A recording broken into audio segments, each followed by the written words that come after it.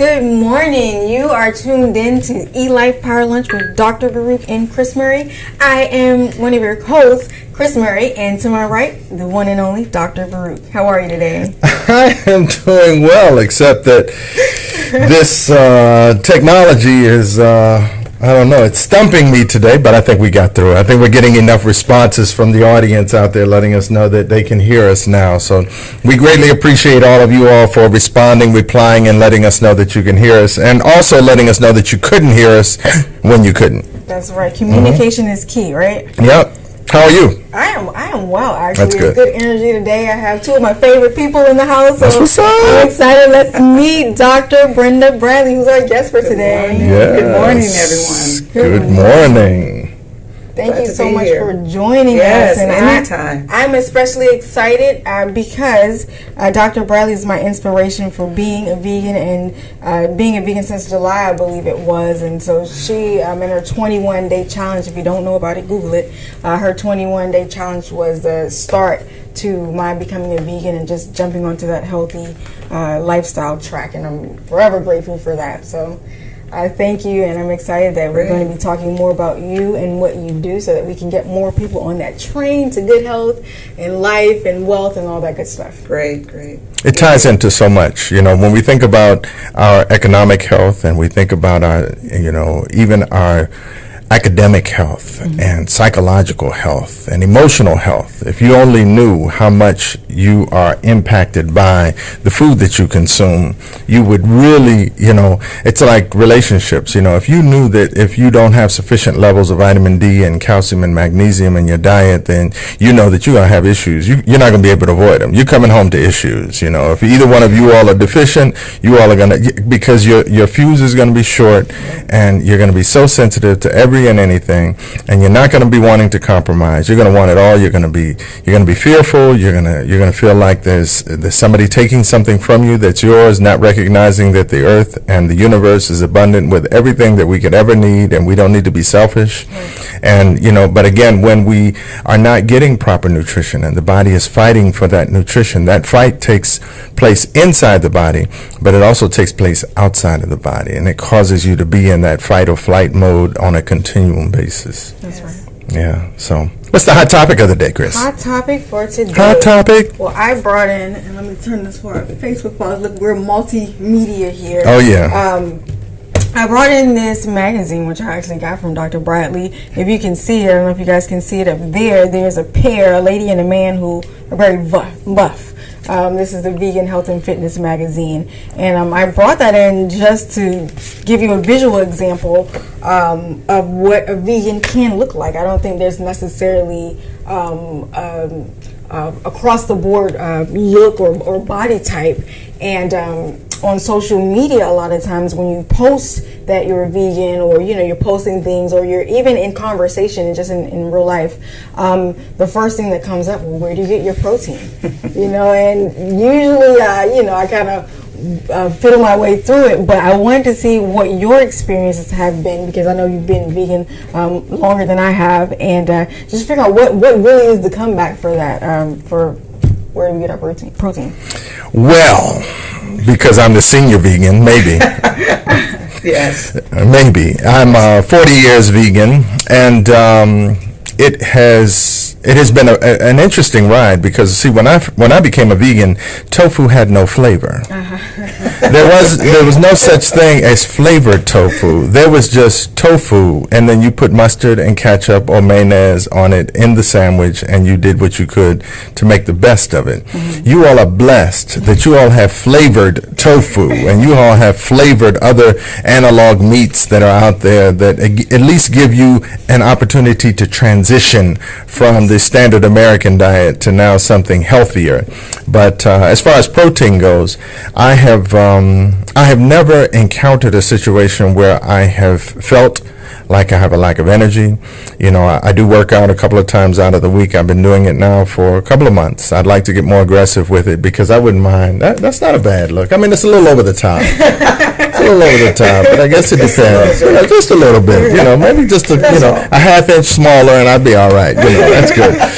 But those you want to, and as a public person, as a public speaker, I would want to stand up in front of a room and have people be like, "Wow, I want to look just like him." Whatever you say, whatever you say.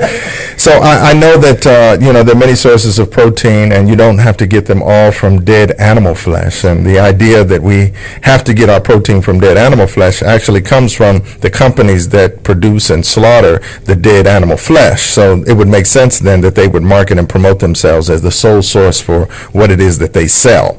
And we know that you can get protein from nuts and grains and beans and rice, and even vegetables are in many instances dense sources of protein. You do your research, you'll find out which ones they are. And there are many animals, large animals out there that do not consume animal flesh, dead animal flesh. And I think it's something we have to get away from. I want to hear from Dr. Bradley. Then I want to talk about some of this biology that makes us know that we don't need to do that. Dr. Bradley. Where am I getting my protein? Well, let me say this. Before I became a vegan, I was one of those people that was wondering, where am I going to get, my protein from? I didn't even know that there were other sources of protein, and that's why it's very important to do your research as well. But that is one of the first questions that when I became a vegan, that individual would ask me, where are you getting your protein? And what I would normally tell them is, I would say to them, take a look at the cow, or take a look at the gorilla or the deer. Look at these animals that do not eat meat. Where exactly are they getting their protein from? So when you start asking them questions and getting their mind to, getting them to think, they start to wonder, yeah, right, where are they getting their protein? And then I go on to tell them I'm getting my protein from the foods that I'm eating, which does not consist of meat nor any animal byproducts. And the proteins that I'm actually receiving from the foods that I eat are much healthier, much better than receiving the proteins from the animals. And Dr. Baruch, you mentioned about, what even happens to the protein once those that are eating meat, that are cooking, putting this meat, this flesh, as you call it. Dead animal flesh. Dead animal flesh. Putting heat to it, and what is it doing to the protein? So that was a good statement. Yeah, and I think that is important, that we think we're getting a lot of protein, but if you do your research, you'll find that when you bring heat to that protein, it damages it, and it does not get absorbed as what it was once there inside of that animal, that dead animal flesh. And it's the same thing with vegetables. If you cook vegetables that are dense in protein, then when you take them above a certain temperature, then it damages the integrity of the enzymes. It damages the integrity of that which you're seeking to absorb. So, and not only are we talking about not eating dead animals, but we're also talking about possibly not cooking your food, or at least not cooking it as much, right, so that you can get the nutrient out of it and benefit from that. But I think there's another part of this conversation, and Kris, I know you just wanted to ask us about the protein side of it, but how about the biology? We don't have the biology to properly break down this food, and you think about, first off, our teeth and the saliva in our mouth is not that of a carnivorous animal. A carnivorous animal has fangs, not these things that you all call fangs. They're a little different. And you can tell because when they bite into something, they bite, they rip, and they swallow. They don't go around chewing on it. And in addition to that, their GI tract is shorter. Ours is much longer. And they have claws many times because they have to run after whatever they're getting, and then they have to claw onto it in order to work their way into devouring it. And so all of this we've been conditioned to believe that we've had microwaves and ovens for the last 2,000 years, and people have been cooking dead animal flesh. It hasn't been that way. As a matter of fact, you go to the developing world, and there still are some spots out there that are developing, and America hasn't totally just destroyed their culture and what they're doing. And you see that they still don't eat that much animal flesh, if at all. And when they do, it's a little teeny piece on the plate. It's not the entire, plate like what we're doing now. We consume so much protein, dead animal flesh, and then the vegetable is like a side. It's very little of what it is that we're consuming. Right. Yeah, and that's just interesting. I mean, I think like we always say, it's just knowing that you need the information and then knowing what to do with it. So, Yes. like I said before, I'm grateful that I'm in a community, among experts. And you had something that you wanted to? Well, just exactly what Dr. Baruch said. I totally agree. You'll find that he and I agree mostly on everything when it comes to this. And what he was saying was talking about the biology, the body in itself, and just take our intestines, the way that our intestines are even designed, like you said, it's not designed. When you look at the human intestine, it's all wrapped up. It's just in us. And when we eat meat, and that meat or dead flesh, when we eat that, the body doesn't move it properly. It actually sits. The body heats up. We're at 98.5 or 98.6. This food heats up, and it's sitting right there in our. I don't think I should call it food. It sits right in our intestine, and guess what? Because it's not moving, right, it's going to sit there and decay and rot. And everyone knows where's the center of disease is our gut. Mm-hmm. So a lot of things began to happen, and people are wondering, why are they so sick? It's because we have allowed certain things inside of our bodies, and the body cannot digest it. So what it does is just sit there and it decays, and here comes disease. So right. I wanted to add that to what Dr. Baruch was saying. Yes, indeed. Mm-hmm. And I think it's a conversation that we could go on and on about with regard to the consumption of dead decaying animal flesh. Let me add a little flavor to it. Dead decaying animal flesh. But and it's not. Let me back off for a minute, because I realize that it's not easy for everybody to make that transition. We want you to know that you're supported and that we're saying what we say in love. Sure, we go a little. I do. I go a little over the deep end, in describing what it is that we're consuming, but it's only to really make us give consideration. And wherever you are, our goal is, and that's why we bring on Dr. Bradley, so that you all can learn how to step it up. Right. All we want to do, let's just step it up. We're about to click another year. Let's begin the process by stepping it up. If you can't do the full thing, then, you do what you feel comfortable with, that you can stick with. Yes. And I tell people, get off of the idea of a yearly resolution.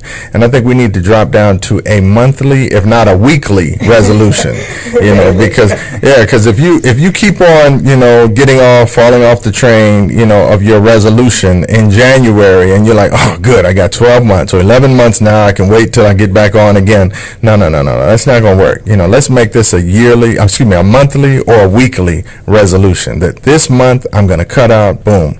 And you see the benefits, and, again, we're going to be talking more about that as we continue our interview today. Yes, and I want to properly introduce our guest, Dr. Bradley. I see you have your books, and I know you have a lot of things going on. Like I said, I feel like we're among family, so I know, I know a lot of what you're doing. I know you have some new things, but for those of us who don't know who you are and what you do, please share a little bit about that. Okay, thanks, Kris. I am Dr. Brenda Bradley. Several years ago, I was in a whole lot of trouble with my health. I had gone from a size 10 all the way to a size 18, weighing in at 236 pounds. No matter what I did, what I tried, I couldn't move this weight. And here's the thing, I knew that I was eating healthy. And when I say healthy, I was preparing my own food. I wasn't going to, fast food, McDonald's, places like that. And after a number of years, not only that, I started having some health issues. The doctor told me that I was pre-diabetic, high blood pressure, high cholesterol. No matter what I did to get rid of this weight, it just wouldn't come off. You name it, I tried it. You name it, I tried it. So it wasn't until a friend introduced me to this particular lifestyle that I began to, do the research. And when I decided to do the research, I decided to stop eating meat for 40 days during Lent, just only 40 days. And when I stopped eating meat and eating the byproducts just for 40 days, I lost 33 pounds. I could not believe it. I wasn't taking any diet pills, not drinking any tea, not wrapping my body up and putting creams on my body, none of that. All I did was paid attention to some of the foods that I was eating, and I stopped eating meat. After I stopped eating the meat, after the 40 days, I did try to go back and to eat meat. And I went to a restaurant and I ordered some meat. And when it came, I ate it, and within less than a minute, I became very sick, and I had to leave the restaurant. After that, I thought maybe, something was wrong with that food, because I know that, I'm going to eat this meat. Right. And so I went to the bowling alley with my son, Brandon, and Brandon had some French fries, and I just ate a fry. That's all I did. The exact same feeling that I got when I ate that meat in the restaurant, it was the same. And again, I had to leave the bowling alley, go home. And then I called my brother, Jarvis, and I talked to him about it. And he, at the time, was a vegetarian. And he basically told me, listen, Brenda, your body has totally given up the meat. And at that time, I said, what am I going to do? Because I have to have meat. How am I going to live? How am I going to survive? Thank goodness I made it through the 40 days. But then that's when the research really kicked in. And I said, wait a minute. But I don't even want it. I was just doing it because of my conditioned mind that I thought that I needed it. So over the course of 3 years, what I did was I started researching. I went back to school. I received my certification as a health minister, and then I went to the Institute of Integrative Nutrition, where I was certified as a health coach as well. So over the course of 3 years, I said, I want to be able to teach somebody else what I know, and I want to do it the right way. And during that time when I gave up meat that year, I lost all of that weight. I lost all of the weight that I wanted to lose. And I was back in my body, a size 10, feeling totally good. And of course, I wanted to share what I knew. So I put together a cookbook as well as other material to be able to help others out there that may be struggling. One of the safest ways to eliminate waste or trim excess weight or lower blood pressure, prevent diabetes, or even reduce cancer risk is you have to adopt a plant-based diet. I'm not saying adopt a plant-based diet and have a steak every once in a while. I'm saying totally adopt it. Bring that into your life. I mean, you'll be so surprised of the health benefits that you will receive. So each month, Kris, I host a 21-day vegan challenge. Why 21 days? Because it takes 21 days to break a habit. And after that, you will be able, your system is cleaned out, you're able to think more clearly, better skin, all of these wonderful things that happen. And so I'm teaching this on a monthly basis to anyone that desire to make that change or just to experience and explore.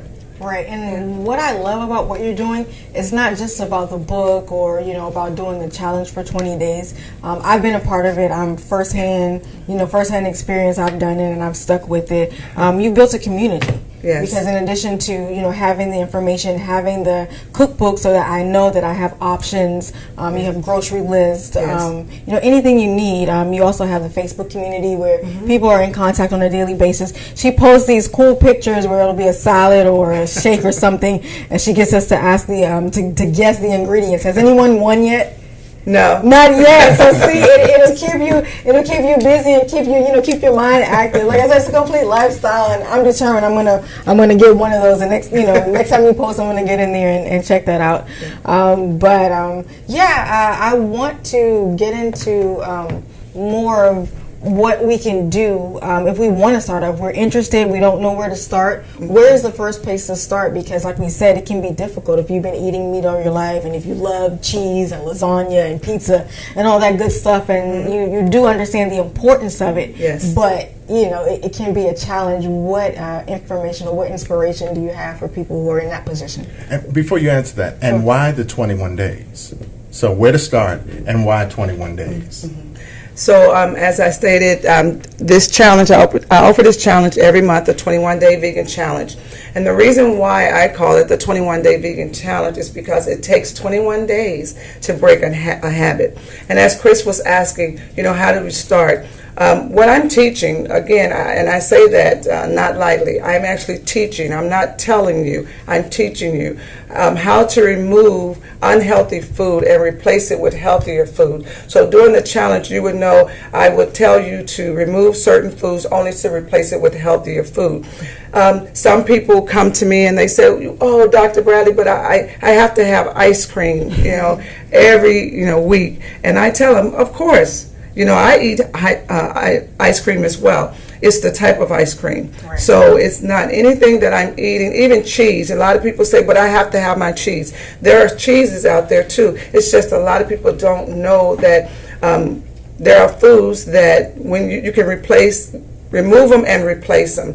So if I wanted a cheeseburger I'll use that, then I'm going to go and I'm going to find these cheeses that are called nut cheeses. There's slices of cheese, and as Dr. Baruch mentioned, there are meatless products out there that are burgers and things of that nature. So this is a transition. Right. So the 21 days is just a transition to introduce you to a healthier version of foods that you have, other foods that you've been eating, but I'm teaching you how to replace them. Right, and I love that because, like I said, I did the challenge, and that was one of the best things about it. It wasn't necessarily just jump in and just go full on. What you did, you took us like on a little tour, like a little sampler type thing. Where for the 21 days, she gives us all of these options, and they're all the list of ingredients, so we can actually go to the store and identify those items and then make it ourselves, which was really cool because it's I know you do offer services like cooking or you're coming up with that, but for now, look, she said, "Oh, don't mention that." Okay, look,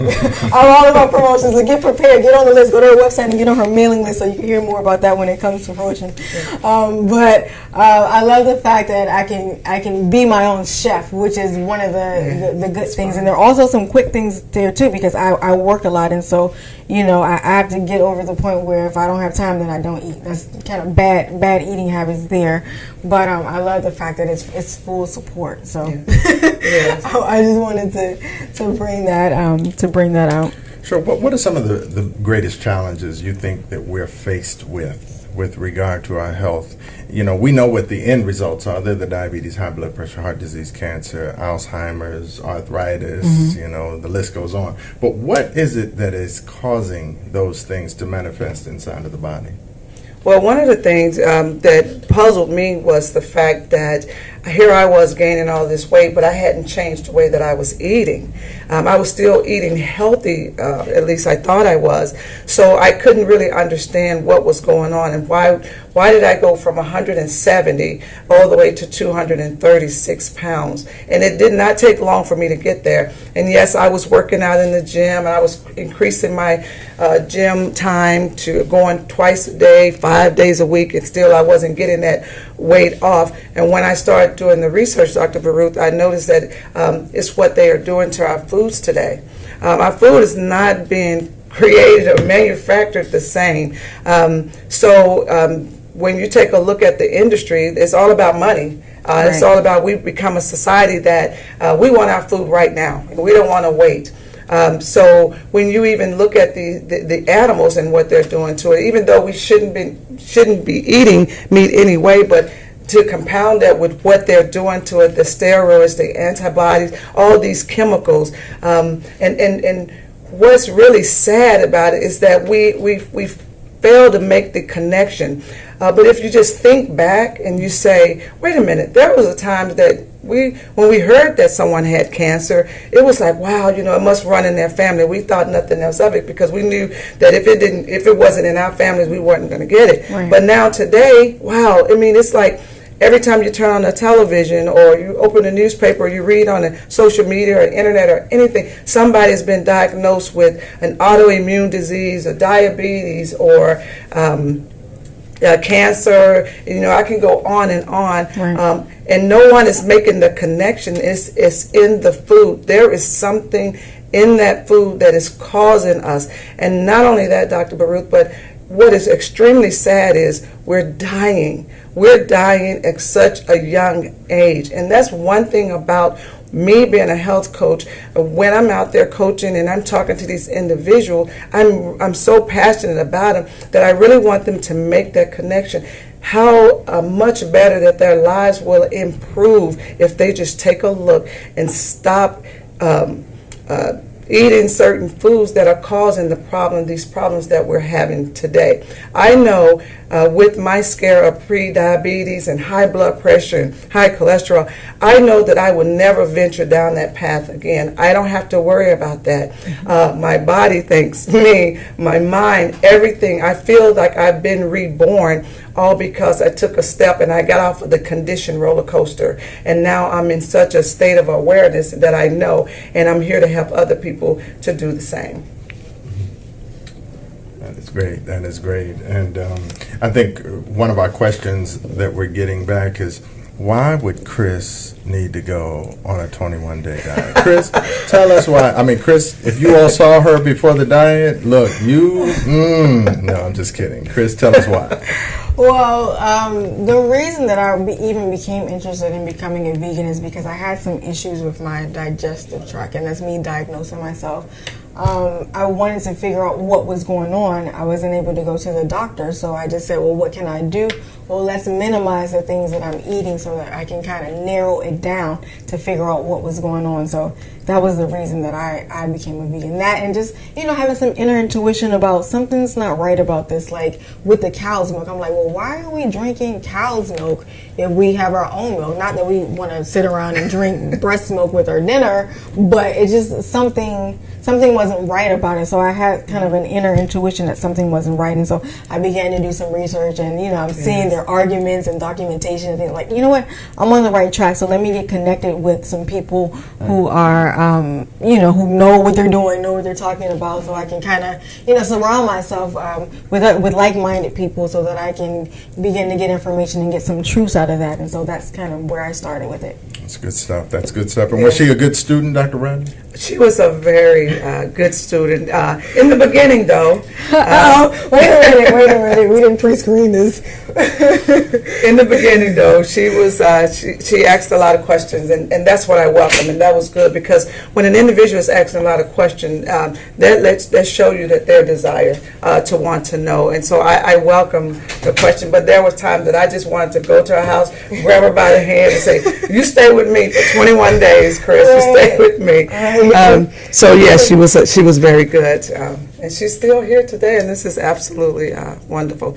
Kris mentioned something about milk, yes, the dairy, and that is one of the questions that I often ask individuals, and that is, why are we drinking milk from other species? Yes. What's the purpose? Why did God create this? Why for the cow?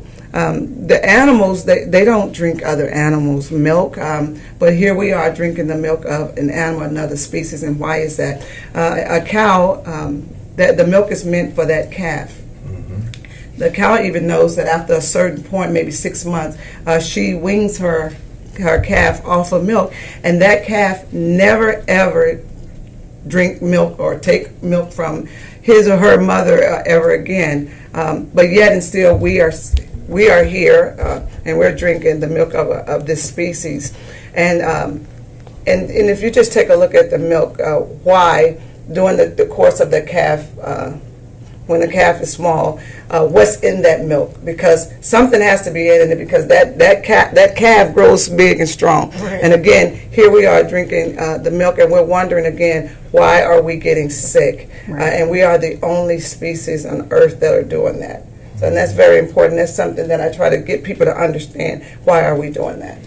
Right, and I think I would like to answer that question. I know why we're drinking milk, because milk does the body good. Right. Milk does the body good, and it gives you strong teeth and healthy bones. Really? Or strong bones and healthy teeth, one or the other. and that's why we should be consuming 24 ounces of some type of dairy every single day. Don't get it twisted. It's not because we want the dairy industry to be making 24 ounces of income off of every red-blooded American. Mm-hmm. That's not it. It's because it's, what did they used to call it? It was nature's perfect food. Mm-hmm. And of course, I was not being honest. That was definitely not true. Right. But I often, engage people when they talk about that, dairy products, and they'll say, well, obviously they put the cows here so that we could drink their milk. I mean, why else would cows be here? And I said, well, rats produce milk too. Yes, they do. There are a lot of other animals that if we take their milk through the same process that we take cow's milk through, we could put it on the shelf and we could drink it. We already doing that with goats and whatever else is out there. But, I think it has a lot to do with the volume and the fact that the animals can't get away from us as easily as the rats could. If the rats couldn't get away and they can produce a higher volume, you all would be drinking rat milk and loving it. And cow milk would be like, ooh, who would do that? That's an awful thought. But no, I agree with you that we get all the benefit that we should from mother's milk. And not only, it's not only just the milk, but the process. Us suckling from our mother, the saliva from the baby enters into the mother's breast and communicates with the mother's body and tells the body what it needs, and the body then responds with the appropriate mixture of vitamins, minerals, and immune system or intelligence that the body needs. And that's why sometimes a woman will notice that her breast milk will change consistency. It'll be darker, it'll be lighter, it'll be thicker, because the body's responding to that which the child needs. Wow, and that's just amazing how, like I say, the body and nature, it just kind of has everything all worked out. And then we come in as, super intelligent humans and think that we know better and we can do better.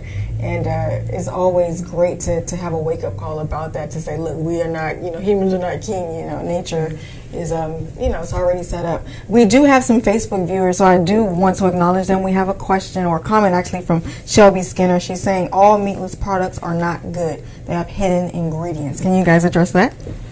Sure, Dr. Bradley. All meat products are not good. Yeah, all meatless products are not good. Yeah, there are some. Yeah. And I'm not going to call them out. I'm not going to call the name out, but there is one particular brand that early when I was making my transition, I actually went and I bought this product. And I'm at home and I started to eat it and I got sick. And I said, wow, what is in this product? Something is in this product. And then I turned it over and I kind of really looked at the ingredients, and I do not speak nor read French because that's what it looked like. And I went to my computer and I looked up each one of the words, and I found out, in fact, that they were using animal products in the food, and that is why now if being a vegan, if I eat anything that is of the animal or kingdom, my body will respond immediately, and that's what it did in this case. So she's absolutely correct. And again, I can't say it enough, and that is, you must do your research. You have to. And just because something out there says it's meatless doesn't mean that you grab it. I mean, I've even seen some products that have said that they're vegan, and that doesn't mean that it is. You have to do your research and know what you're doing. Right. Yeah. And coming from a marketing perspective, I mean, that's the game. You see everybody's on to some certain trend. So what do? You go and you go to your product, your packaging, and you make sure whatever that keyword is, you put that on the front so that you don't lose yourself when trends are changing. Yeah. So you also, I see your book, Fitness Shift. That's something that's new that I didn't have the opportunity to talk with you about when we did our show before. So tell us a little bit about that. Oh, okay. So this book, I have a book here. It's called Fitness Shift. I don't know if they can see that. Yeah. Fitness Shift. And this book was a... Okay. A young lady, I call her a young lady, her name is Brenda Johnson. And Brenda Johnson got a group of us women together. We did this collaboration of this book called Fitness Shift. And what it is stories of extraordinary women. It's amazing that they were going through something in their lives, and what they did was they decided to shift, and they through fitness. And I'm getting ready to grab the book again. No, you're so, that's fine. So these are intimate journeys of women who actually changed their lifestyles through fitness, and their stories are amazing, or I should say, our stories are amazing. No one story or two stories are the same, and it talks for a lot about the storms, the trials and tribulations that we've all went through, and how we shifted our mindset through fitness. And so we put this book together, and it is a #1 bestseller on Amazon today. Awesome. Well, I'm excited. I have to check that one out as well, because that's important. It's like a full body, It's really good. Awesome. Yes. Well, I want to thank you for joining us today. I know there's tons of information that we won't get a chance to cover, but that's okay. I know you have your website and you have other resources. Can you share that with us for those of us who like to get in contact with you? Okay, sure. So my next challenge, the 21-day vegan challenge, will start January 9th and end the 29th of January. Individuals that are interested can head over to my website. My website is www.drbtbradley.com. That's DRBTBRADLEY.com. And during when they sign up for the challenge, they will receive a copy of my cookbook, Kale Yeah is Good, No Meat Necessary, written instructions, an instructional video, as well as a shopping list, remove and replace chart, and an interactive journal, which I just added to the program, as well as a water bottle as well. So again, head over to my website, www.drbtbradley.com. Awesome. Thank you again for coming out. Thank and you. guys, today's Wednesday, so that means we have the Health, Wealth, and Knowledge of Self workshop series. Come out tonight. Dr. Bradley, we have to have you come out and lead a discussion one Wednesday, so I'll connect with you and hopefully you can come out I would love to. let people have a chance to meet you in person and talk with you and ask questions, because we're doing it every week, and this is our second tier part of what we're doing in the community. We have our show at 11 on Tuesdays and Wednesdays where we get you some information on Wednesday nights. You come out at 7 o'clock. Come at 6 o'clock though and come try the food. We're at Everlasting Life Vegan Restaurant. That way you can chit chat with us for a little bit before it starts. 7 o'clock the presentation will start, and then right after that we're opening it up to being a networking mixer. So if you want to come out and meet and greet in the health industry or any industry, if you're an entrepreneur, if you want to come out and meet other entrepreneurs, it's pretty much anything in the community, because each week we talk about a different topic. So whereas we talked about health one week, we had Dr. Baruch. I talked about money and finances and how not to work for free in 2017. All of those things are very important in building the community. So we want to make sure that we're giving you a resource for information and inspiration so that we can grow together. Dr. Baruch, do you have anything to add for us before we go? I just want to thank Dr. Bradley, and I think many of us don't understand how critical it is that we do this education. And first, we have to become educated ourselves. Yes. So it's really critical that those of us who are out here in the weeds doing this education and learning first ourselves, that appreciation is expressed. I know that there's opposition. The corporate giants do not want us speaking about food and health and wellness in the way that we do. They want us to think that we can eat everything and that our health should be in their hands. Right. Don't worry about it. If you get sick, just go see your doctor. That we got you covered. You got good insurance. Why are you worried? Right. But we know that there's a different path for us, and we think it's probably a good path for most of you out there as well. So we thank you all. We thank you, Dr. Bradley, for coming on board with us, and we thank you all in the viewing audience for being a part of our show today. Yes. And we look forward to doing some really good programming ongoing throughout the day today. So you all stay tuned to more of the Elife Media Network. This has been the Elife Power Lunch with Kris Murray and Dr. Baruch. We're going to be right back. Take care, guys. Thank you.